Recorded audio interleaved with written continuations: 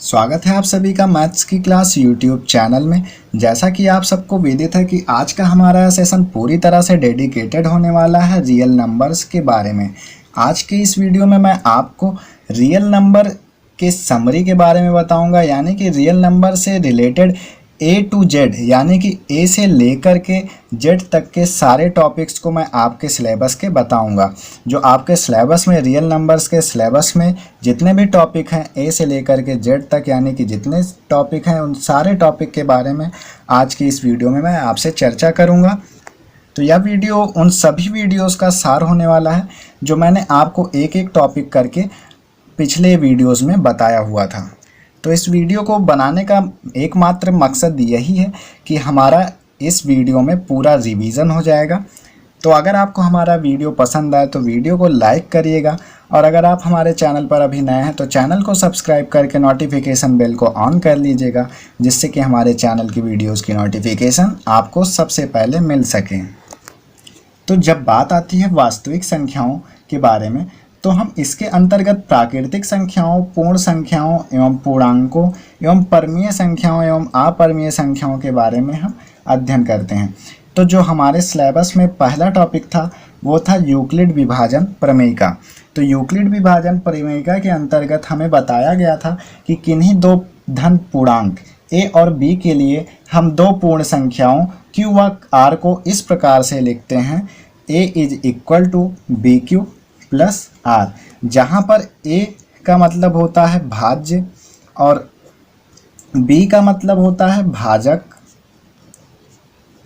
और Q का मतलब होता है भागफल और R का मतलब होता है शेषफल।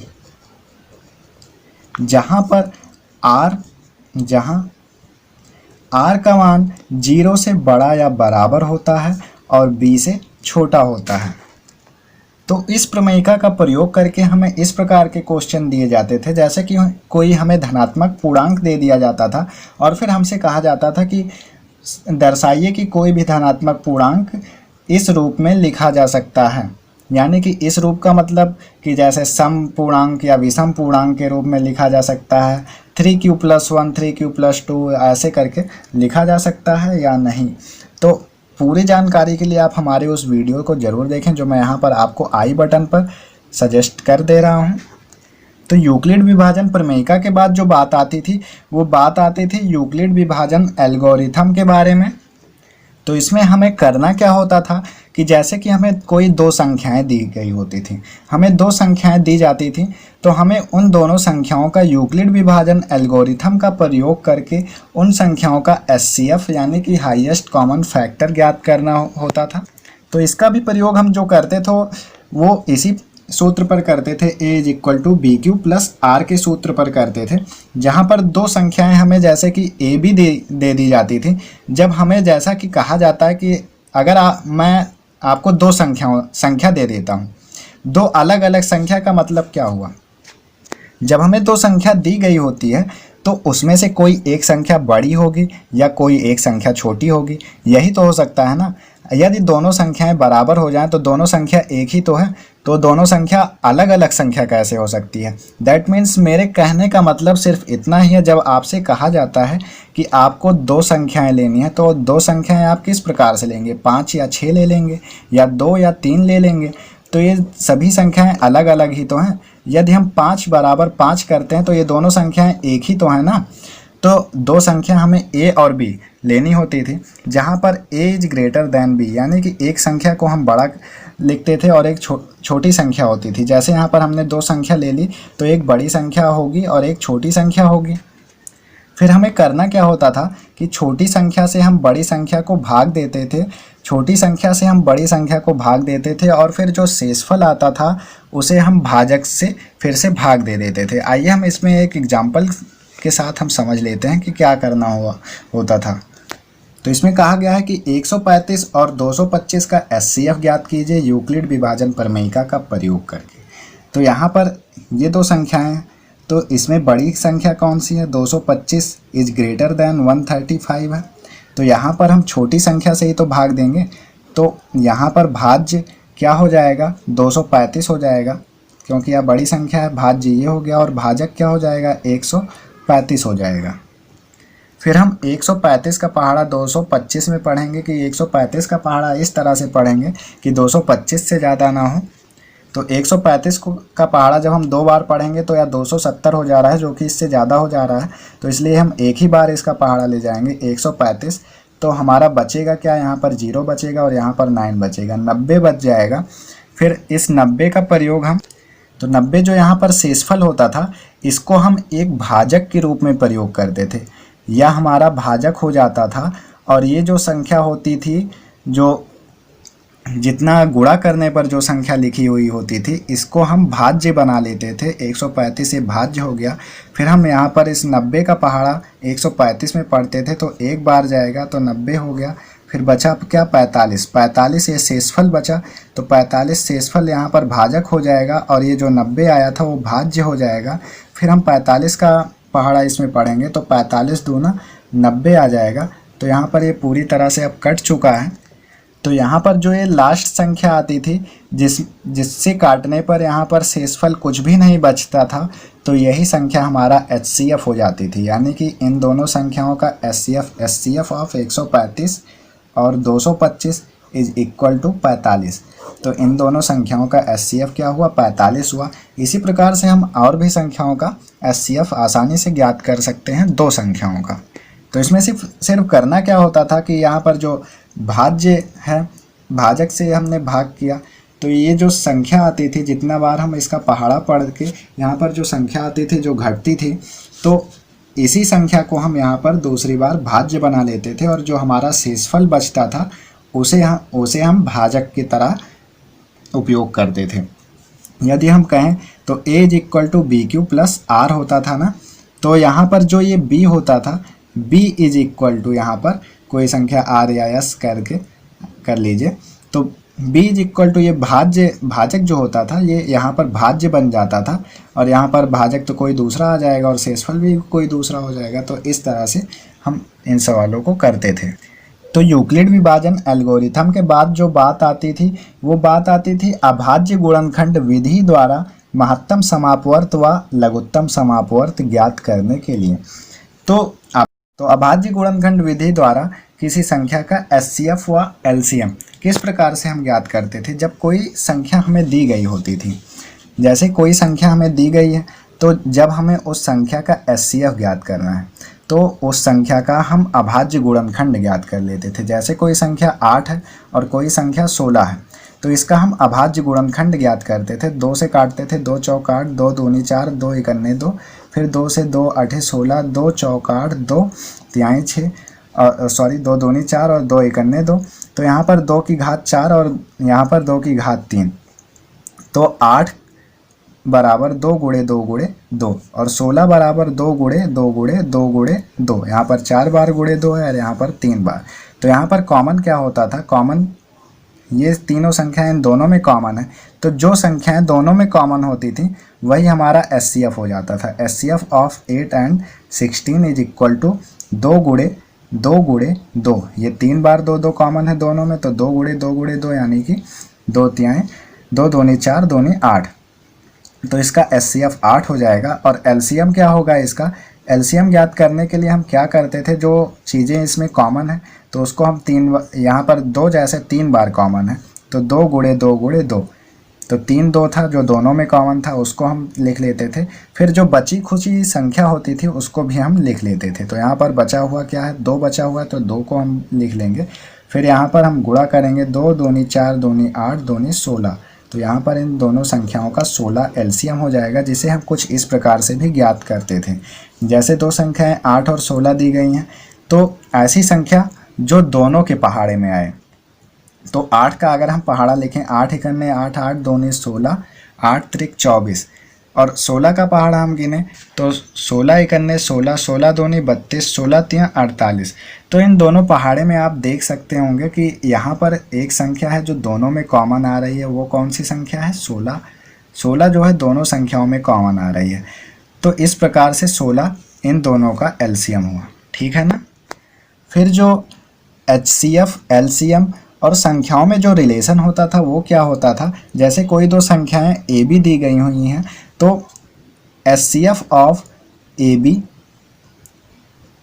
गुणे LCM of AB is equal to A गुणे B, यानी कि किन्हीं दो संख्याओं का HCF का उन दोनों संख्याओं के LCM के साथ गुणा बराबर होता है उन दोनों संख्याओं के गुणनफल के बराबर।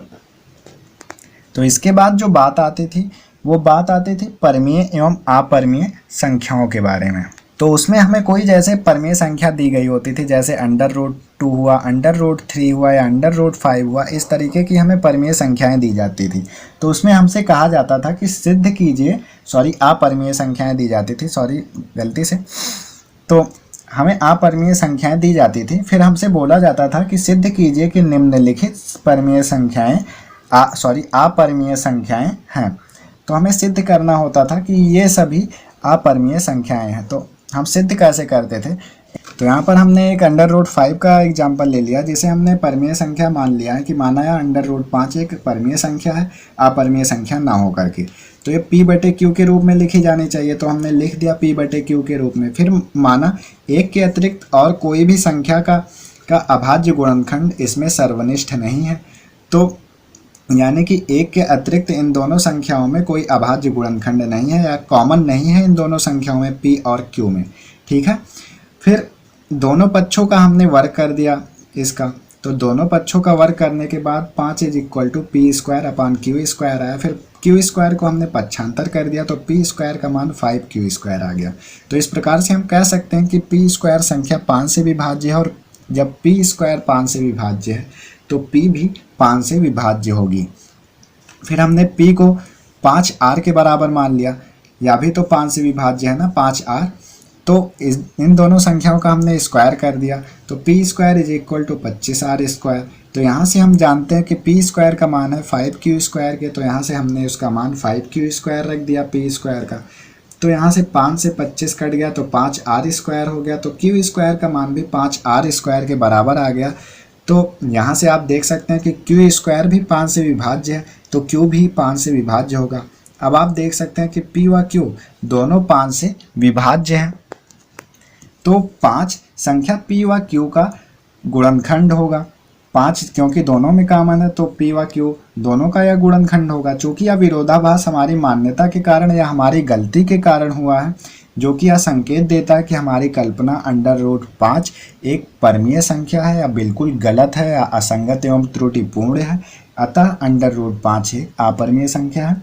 तो आशा करता हूँ कि आपको इस एग्जाम्पल से समझ में आ गया होगा। अगर आपको समझ में नहीं आया तो हमारी आप वीडियो को पूरा देख लीजिएगा, जिससे आपको समझ में आ जाएगा। तो फिर परमीय एवं अपरमीय संख्याओं के बाद बात आती है परमीय संख्याओं और उनके दशमलव प्रसार के बारे में। यानी कि परमीय संख्याओं को उनके दशमलव के रूप में लिखना होता था, जिसे हम इस प्रकार से लिखते थे। जैसे कि कोई संख्या हमें 3/8 दी गई हुई है, तो इसका हर हम 2 की पावर m गुणे 5 की पावर m के रूप में बदलते थे। जैसा कि आप यहाँ पे देख सकते हैं, यहाँ पे 8 को हम 2 की घात 3 लिख सकते हैं, और फिर हमने 5 की घात 3 से हर में गुणा कर दिया, तो इसलिए हमने अंश में भी 5 की घात 3 से गुणा किया, जिससे कि इसके मान में कोई परिवर्तन ना हो। तो यहाँ से ये दोनों घातें सेम हैं। जब घात सेम होती है तो उन दोनों संख्याओं का गुणा हो जाता है, और यदि दोनों संख्याएं सेम रहती हैं तो उनके घात आपस में जुड़ जाते हैं। परंतु यहाँ पर आप देख सकते हैं कि यहाँ पर दोनों घातें सेम है, तो इसलिए दोनों संख्याओं का गुणा होगा। तो हमने यहाँ पर दोनों संख्याओं का गुणा किया, 5 दूनी 10, और 10 की घात यहाँ पर दोनों की घात 3 है, तो 10 की घात 3, और 5 गुणे 5 की घात 3, 5 की घात 3 को हम 125 लिख सकते हैं, और 125 का गुणा 3 से 375, और 10 की घात 3 को हम 1000 लिखेंगे, और यहाँ पर नीचे 3 जीरो है, इसलिए हम 3 अंक के बाद दशमलव लगाएंगे। 3 अंक के बाद जब हम दशमलव लगाएंगे तो 0.375 यह हमारा आंसर आएगा, और यही हमारा इस 3/8 परमीय संख्या का दशमलव प्रसार होगा, यानी दशमलव रूप होगा। फिर उसके बाद जो बात आती है कि हमने परमीय संख्या को दशमलव संख्या में तो कन्वर्ट कर दिया, बट दशमलव संख्या को हम परमीय संख्या में कैसे कन्वर्ट करेंगे। तो यहाँ पर कोई दशमलव संख्या 0.104 दी गई है, तो इसे हमें परमीय संख्या के रूप में व्यक्त करना है या कन्वर्ट करना है या रूपांतरित करना है। तो 0.104 यहाँ पर दिया गया है, तो जैसा कि आप देख सकते हैं यहाँ पे पीछे से 3 अंकों पर या दशमलव लगाया गया है। तो यहाँ पर हमने 3 जीरो 1 लिख के 3 जीरो बटे में लिख दिया, यानी कि 1000। तो 1000 को हम क्या लिख सकते हैं, 10 की घात 3। यहाँ पर हमने एक शॉर्ट कर दिया था एक स्टेप, तो 104 अपॉन 10 की घात 3 यहाँ पर हम लिख सकते हैं। और 10 की घात 3 को क्या लिख सकते हैं, 2 की घात 3 गुणे 5 की घात 3। तो क्योंकि दोनों का गुणा करेंगे तो 5 दूनी 10 और 10 की घात 3 ही आएगा। और 104 का हमने अभाज्य गुणनखंड ज्ञात किया था। अभाज्य गुणनखंड ज्ञात किया था, इसका फैक्टर प्राइम फैक्टर कर लिया था, तो 2 की घात 3 गुणे 13 आया था। तो वही हमने यहाँ पर लिखा है। तो यहाँ पर आप देख सकते हैं 2 की घात 3 से 2 की घात 3 कैंसिल हो गया था और 13 बटे 5 की घात 3 यानी कि 13 बटे 125 आंसर आ गया था, जो कि यही परमीय संख्या इस दशमलव संख्या की या एक परमीय संख्या है। और इसी के साथ आपका यह वास्तविक संख्या का पूरा चैप्टर समाप्त हो जाता है। और मैं आशा करता हूँ कि आपको सभी चीज़ें पूरी तरह से समझ में आ गई होंगी और प्लस इसके साथ आपका इस चैप्टर का रिवीजन भी हो गया होगा।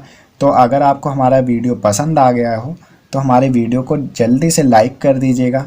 और अगर आपने हमारे चैनल पर को सब्सक्राइब नहीं किया है तो चैनल को जल्दी से सब्सक्राइब करके नोटिफिकेशन बेल को ऑन कर लीजिएगा, जिससे कि हमारे चैनल के वीडियोस की नोटिफिकेशन आपको सबसे पहले मिलती रहे। तो इसके बाद हम अगले चैप्टर बहुपद दैट मीन्स पॉलिनोमियल्स चैप्टर को स्टार्ट करने वाले हैं। तो ज़्यादा से ज़्यादा संख्या में हमारे इस वीडियो को शेयर करिएगा, जिससे कि और भी स्टूडेंट्स के पास यह जानकारी पहुंच सके। तो फिलहाल तो वीडियो में बस इतना ही। जल्दी मिलते हैं एक और नए वीडियो में, तब तक के लिए जय हिंद, वंदे मातरम।